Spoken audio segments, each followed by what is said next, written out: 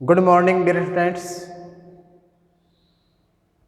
Class 10th का chapter number 2 का जो फर्स्ट पार्ट था वो हमने पहले पढ़ लिया था। आज हम उसके सेकंड पार्ट के बारे में पढ़ेंगे। फर्स्ट पार्ट में हमने पाचन तंत्र को चित्र के द्वारा मौखिक रूप से समझा था।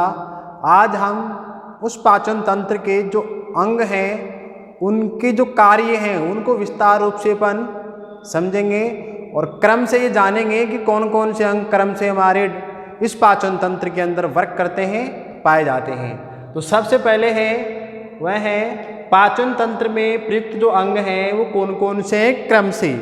तो सबसे पहला जो पार्ट है वह है हमारा मुंह है, माउथ जिसको हम बोलते हैं। बाहर की तरफ सबसे पहला अंग यही है हमारे पाचन तंत्र का, कौन है? मुंह या माउथ। उसके बाद में आता है ग्रसनी फेरिंग्स। इसके भी 3 पार्ट हैं। मुख के बाद में एक पढ़ी जाती है मुख नलिका जिसको अपन मुख ग्रसनी बोलते हैं। एक जाती है नाक से, उसको नासा ग्रसनी बोलते हैं। और एक जाती है अपने कंठ में, उसको कंठ ग्रसनी के नाम से अपन जानते हैं। इसके बाद देखिए ग्रास नली। इस कंठ के बाद नीचे कहाँ तक? अपने आमाशय तक। तो कंठ से नीचे या ग्रसनी को आमाशय से जोड़ने वाली संरचना कौन सी है? ओइसोफेगस अर्थात ग्रास नली। इसके बाद में आता है अपना स्टमक आमाशय। आमाशय के बाद में अपनी स्मॉल इंस्टेंटाइन छोटी आंत। इसके बाद में लार्ज इंस्टेंटाइन बड़ी आंत है। इसके बाद में मलाशय है और फिर अंत में मल द्वार के द्वारा इस भोजन को हमारे शरीर से बाहर उत्सर्जित कर दिया जाता है।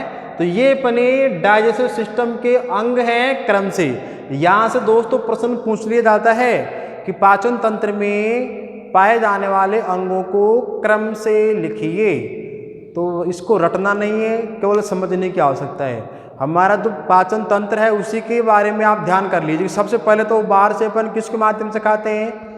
तो मुख के माध्यम से खाते हैं, मुख माउथ। फिर उसके बाद में 3 नलिकाएं, नासा वाली, मुख वाली और कंठ वाली। तो नासा ग्रसनी, मुख ग्रसनी और कंठ ग्रसनी। फिर आता है नीचे वाली नलिका, तो यहाँ से जाती है अपनी आमाशय तक, इसको अपन बोलते हैं ओइसोफेगस ग्रास नली। फिर आता है अपना इधर थैली, भोजन वाली थैली जिसको अपन स्टमक आमाशय बोलते हैं। आमाशय के बाद हमारा भोजन जाता है छोटी आंत में, स्मॉल इंस्टेंटाइन। फिर वहाँ से जाता है बड़ी आंत में, लार्ज इंस्टेंटाइन। फिर वहाँ से जाता है वो कहाँ पर? रेक्टम में, मलाशय में। और फिर मलाशय के बाद एनस गुदा के द्वारा उस पाचित भोजन को शरीर से बाहर निकाल दिया जाता है। तो ये क्रम आप ध्यान रखना। इसके बाद देखिए सेकंड जो पार्ट है वो है अपना पाचन ग्रंथियाँ, डाइजेस्टिव ग्लैंड्स। यानी वे ग्लैंड्स, वे ग्रंथियाँ जो हमारे भोजन को पाचित करने का काम करती है। तो उसमें प्रमुख रूप से कितनी आती है? 1, 2 और 3। कौन कौन सी है? सलाइवरी ग्लैंड्स, पाचन लार ग्रंथि, लीवर, यकृत ग्रंथि और तीसरी अपनी कौन सी है? पैनक्रियाज, अग्नाशय ग्रंथि। इसकी बात करें तो इसमें क्या क्या होता है? तो ये अपन जानते हैं कि लार अपने मुख के पास में होती है। इसमें 3 जोड़ी होती है। एक तो अपने जीभ के नीचे होती है, एक जीभ के पीछे की ओर होती है, जबड़े के पीछे, और एक होती है अपने कान के पास में। तो 3 जोड़ी अपनी क्या होती है? लार ग्रंथियाँ। पाचन कैसे करती है ये? तो हम जो भोजन खाते हैं उस भोजन में जो कार्बोहाइड्रेट है, स्टार्च है, उसको पचाने का काम लार में उपस्थित एमाइलेज या टाइलिन नामक एंजाइम करता है। यकृत जो ग्रंथि है इसमें से अपना पित्तरस निकलता है और पित्तरस हमारे भोजन में जो फैट होती है, वसा होती है, उसको डाइजेस्ट करने का काम करता है। छोटी छोटी गोलिकाओं में उसको तोड़ देता है। और अग्नाशय में अंदर पर जो है कुछ एंजाइम भी निकलते हैं। और एंजाइम जो कि जैसे कि काइमोट्रिप्सिन है, पेप्सिन है, पेप्सिन आमाशय से निकलता है। इसके अलावा काइमोट्रिप्सिन है और 2-4 और, अभी मेरे को नाम ध्यान नहीं है, आप देखना उसको। तो ये एंजाइम में निकलता है और साथ में यहाँ से अपने एक विशेष हार्मोन जिसको अपन इंसुलिन नामक हार्मोन कहते हैं वो भी यहाँ से निकलता है। और वह हार्मोन क्या करता है? वो हमारे ब्लड में जो शुगर होती है उसके लेवल को मेंटेन करता है। अगर उसका लेवल किसका, इंसुलिन का, अगर इंसुलिन का लेवल हमारे ब्लड में ज़्यादा हो जाएगा तो संबंधित जो रोग डिजीज होगा उसको हम डायबिटीज या मधुमेह के नाम से जानते हैं। और दोस्तों इस रोग के अंदर व्यक्ति के पेशाब के साथ में शुगर बाहर की ओर बहती है और शुगर जब शरीर से बाहर निकलेगी तो शरीर में एनर्जी की जो है वो कमी हो जाएगी और अन्य जो पोषक तत्व हैं उसकी जो फ्रिक्वेंसी है, बारंबारता या जो मेंटेनेंस है वो घट जाएगा। आगे देखिए आहार नाल के प्रमुख 3 काम कौन कौन से हैं। यहाँ से प्रश्न पूछ लिया जाता है कि पाचन तंत्र के 3 प्रमुख कार्य कौन कौन से हैं। तो पहला काम है आहार को सरलीकृत करके पचाना। सरलीकृत का मतलब क्या होता है, सरल एक होता है जटिल, जटिल यानी सघन संरचना, और सरल का मतलब छोटी संरचना, टुकड़ों में संरचना। तो जो हम भोजन फूड हम लेते हैं उस फूड के अंदर जो तत्व होते हैं वो जटिल अवस्था में पाए जाते हैं। अब तत्व कौन कौन से हैं, तो न्यूट्रिएंट्स अपने होते हैं प्रोटीन, कार्बोहाइड्रेट, विटामिन, खनिज लवण, वसा। तो उनको उस भोजन से अलग करना और तोड़ने का, सरल करने का काम कौन करता है, अपना पाचन तंत्र करता है, आहार नाल करता है, एलिमेंट्री कैनाल करता है। इसके बाद में पाचित रस का अवशोषण है, जो भोजन का पाचन हो चुका है और पाचन के द्वारा जो रस निकला है, रस का मतलब जो न्यूट्रिएंट्स, जो पोषक तत्व निकले हैं, उन पोषक तत्व को अलग अलग अंगों के द्वारा अवशोषित करना। कुछ आमाशय में, कुछ छोटी आंत में, कुछ बड़ी आंत में, और सर्वाधिक कहाँ होता है, छोटी आंत के भाग, जिसको अपने अग्र क्षुद्रांत के नाम से जानते हैं। तीसरा जो काम है वह है मुख से लेकर के उस भोजन को मल द्वार तक पहुंचाना, क्योंकि मुख से लेकर के मल द्वार तक नहीं जाएगा तो ये संबंधित जो सभी प्रक्रियाएं हैं वो संपादित नहीं हो पाएगी। तो वो काम भी इस पाचन तंत्र या आहार नाल के द्वारा किया जाता है। तो 3 प्रमुख काम हो गए, भोजन को सरल करके पचाना, पाचित भोजन में पतित रसा का अवशोषण, और भोजन को मुख से लेकर के मल द्वार तक ले जाने का काम ये अपना एलिमेंट्री कैनाल करता है। अब देखिए विस्तार से अपन इनका अध्ययन करेंगे कि करके। तो सबसे पहले अपन लेते हैं माउथ। दोस्तों माउथ क्या है, तो माउथ तो आप जानते ही हैं, लेकिन इस माउथ में और कौन कौन सी संरचनाएं हैं और किस प्रकार से उनकी क्या संख्या, क्या कार्य होता है वो अपन जानेंगे। तो यह क्या है कि कटोरी नुमा अंग है। कटोरी का मतलब प्याली नुमा संरचना, प्याली में गड्ढा होता है तो अपने मुख के अंदर 2 कटोरी नुमा संरचना है, एक तलवा ऊपर वाला और एक तलवा नीचे वाला, 2 तलवे हैं। तो कटोरी नुमा क्या हो गया, अंग हो गया। 2 इसमें मांसल होठ होते हैं, ये बाहर की ओर जो आपको दिखाई दे रहे 2 लिप होते हैं अपने मांस से बनी हुई, इसमें कोई हड्डी नहीं होती है। इसका काम अपने मुख को बंद करना, इसके अलावा भोजन को पकड़ना आदि कार्य होता है। और एक क्या होती है, पेशीय जिह्वा होती है, मांस पेशी से बनी हुई जीभ होती है, जो हमारे इस मुख में पीछे की ओर जिस संरचना से जुड़ी हुई रहती है उस संरचना को दोस्तों क्या बोलते हैं, फ्रेनुलम लिंगुअल के नाम से जानते हैं। यहाँ से दोस्तों प्रश्न पूछ लिया जाता है, तो ध्यान रखना, फ्रेनुलम लिंगुअल नामक संरचना से मुख में जीभ पीछे से जुड़ी हुई रहती है। अब देखिए इस मुख में कितने जबड़े होते हैं, 2 जबड़े होते हैं, 2 बाउल होते हैं, एक ऊपर वाला और एक नीचे वाला। जैसे एक चक्की के अंदर, आटा चक्की में 2 पार्ट होते हैं ना, एक ऊपर वाला और एक नीचे वाला। अब उस चक्की की बात करें तो उसमें दोनों पार्ट गति नहीं करते, एक पार्ट गति करता है नीचे वाला। हाथ की चक्की वाले ऊपर वाला गति करता है, और लेकिन जो लाइट वाली चक्की होती है उसमें नीचे वाला पार्ट गति करता है और ऊपर वाला पार्ट क्या होता है, स्थायी होता है।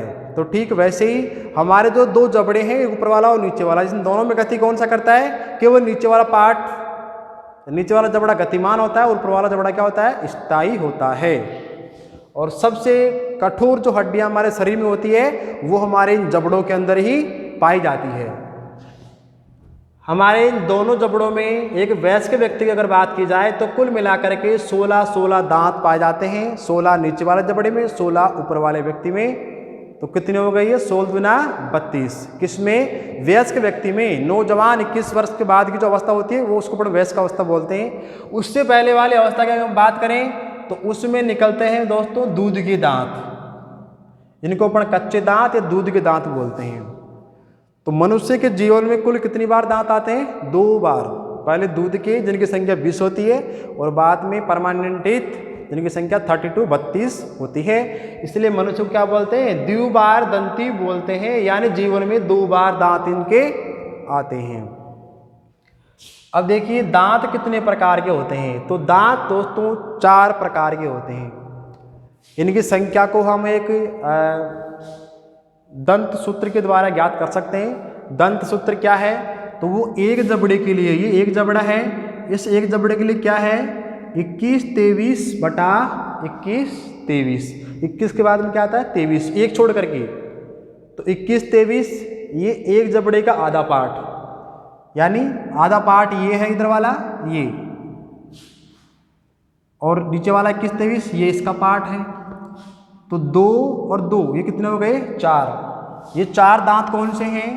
तो ये होते हैं दोस्तों I4 यहाँ पर होता है इंसिजर्स, जिसको हम बोलते हैं कृंतक। फिर है एक और एक 2 एक जबड़े में, तो वो कौन से हैं? C4 canines रदनक। तीसरा जो प्रकार हुआ है प्री मोलर, 2 और 2 कितने हो गए? 4। तो ये अपने अग्रचूर्णक होते हैं। और फिर हैं मोलर जिनकी संख्या एक जबड़े में 3 और 3 कितनी होती है? 6। तो एक जबड़े की संख्या है, अगर एक जबड़े की अपन संख्या को टोटल करें तो यहाँ देखिए 3 2 5 1 6 2 8, ये भी कितने हो गए? 8। 8 + 8 बराबर कितने हुए? 16। तो एक जबड़े में दोस्तों कितने दांत होते हैं? 16 दांत होते हैं। और दोनों जबड़ों में कितने हो जाएंगे? 16 दूना 32।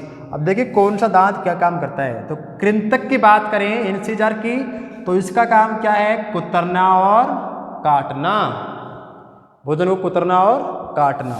संख्या कितनी हो गई? 4 × 2, 4 एक जबड़े में, 2 में कितनी हो गई? 8। और ये दांत दोस्तों कब निकलते हैं? तो 6 माह की उम्र में ये दांत निकलना प्रारंभ हो जाते हैं।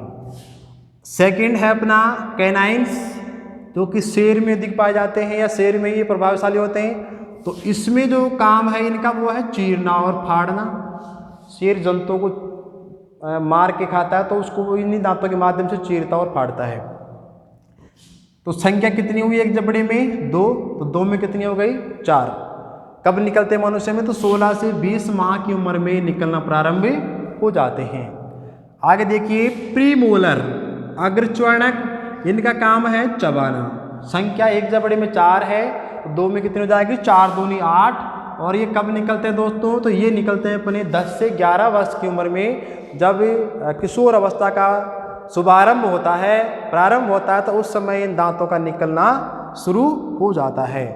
चूर्णक की बात करें मोलर, तो इनका काम भी क्या है? चबाना होता है। और इनकी संख्या है वो 6 × 2, यानी कुल कितनी हो गई? 12 हो गई। और कब निकलते हैं ये? तो 12 से 15 माह की उम्र में ये निकलना प्रारंभ हो जाते हैं। इसके बाद देखिए ये तो 4 अपने दांत होगी, याद कर लेंगे 21 23 बटा 21 23, कुल दांत 32, प्रकार कितने? 4। और कार्य भी आप आसानी से इनके याद कर लेंगे। आगे देखिए ग्रसनी फेरिंग्स, ये किसका पार्ट है? ये माउथ के बाद वाला पार्ट है। तो कितने भागों के इसमें? 3। कौन कौन से भाई? पहला है नासाग्रसनी, नोस्ट्रियल फेरिंग्स, नाक से जो आती है, कहाँ तक? यहाँ तक। नाक से लेकर के, वैसे नाक से लेकर नलिका यहाँ तक नहीं आ रही, वो यहीं तक आती है, कंठग्रसनी तक। तो ये तो क्या हो गई? नासाग्रसनी। फिर है मुखग्रसनी, मुख के आगे जो नलिका जाती है उसको अपन क्या बोलते हैं? मुखग्रसनी बोलते हैं, माउथ फेरिंग्स बोलते हैं। और उसके बाद में है कंठग्रसनी है। कंठग्रसनी यहाँ अपने गले में पाई जाती है।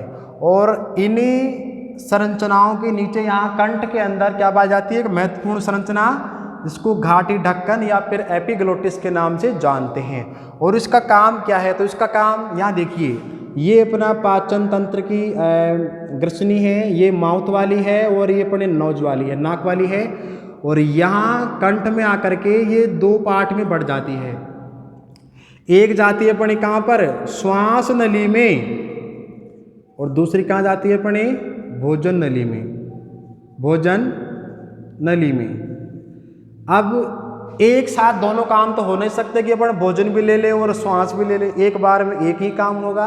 अब उस काम को नियंत्रित कौन करेगा? चाहो तो इसको आप करके देख सकते हैं। हम थोड़ा पानी पीते हैं, उस पानी को पी करके निगलने का प्रयास करना, या तो आप उसको निगल पाओगे या फिर श्वास ले पाओगे। जब श्वास लोगे तो आप निगल नहीं पाओगे, तो एक बार में एक काम होगा और उसको नियंत्रित कौन करेगा? तो यहाँ एक संरचना होती है ढक्कन नुमा संरचना, जिसको अपन क्या बोलते हैं? घाटी ढक्कन बोलते हैं या एपिग्लोटिस बोलते हैं। दोस्तों इस संरचना को हमारे पाचन तंत्र की ट्रैफिक पुलिस के नाम से भी जानते हैं। ट्रैफिक पुलिस सड़क के ऊपर ट्रैफिक को कंट्रोल करता है।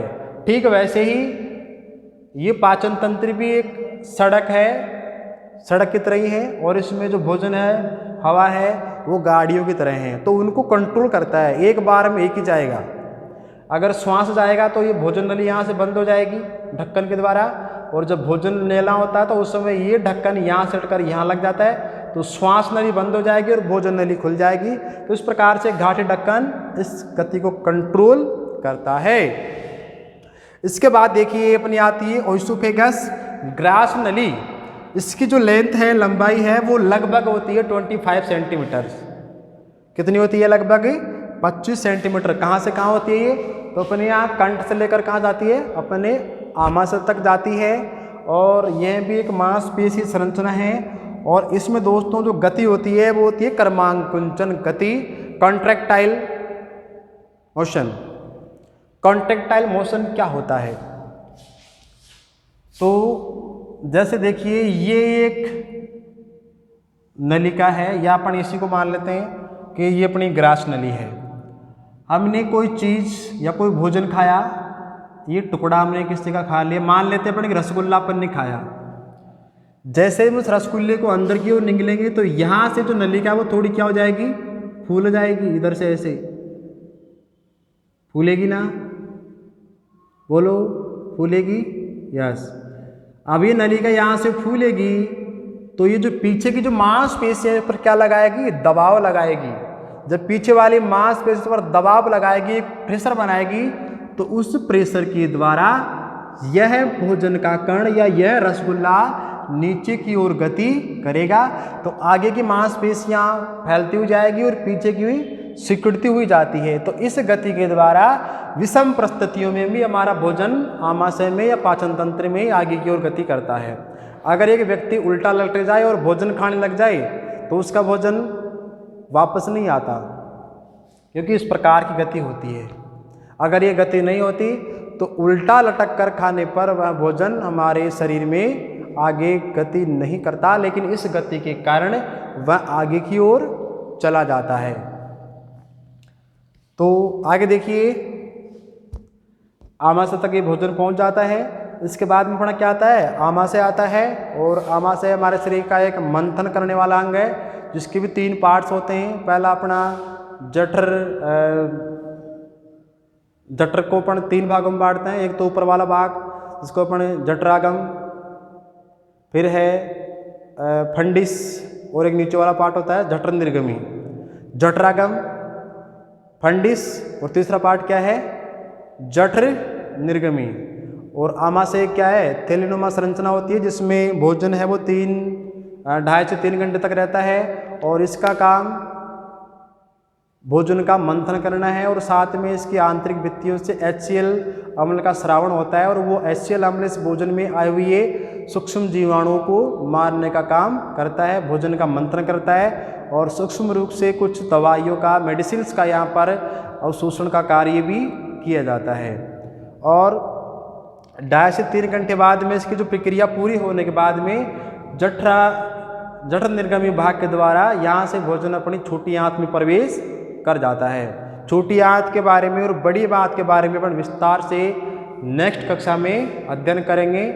आशा करता हूँ ये आज का आपको अच्छी तरह से समझ में आ गया होगा, और इसको आप अच्छे से समझने के लिए आप इस वीडियो को बार बार देख सकते हैं। और किसी प्रकार कोई समस्या हो तो उसके लिए आप कमेंट्स कर सकते हैं, और वीडियो को अधिक से अधिक आप लाइक करें और हमारे इस चैनल को सब्सक्राइब करें दोस्तों। धन्यवाद।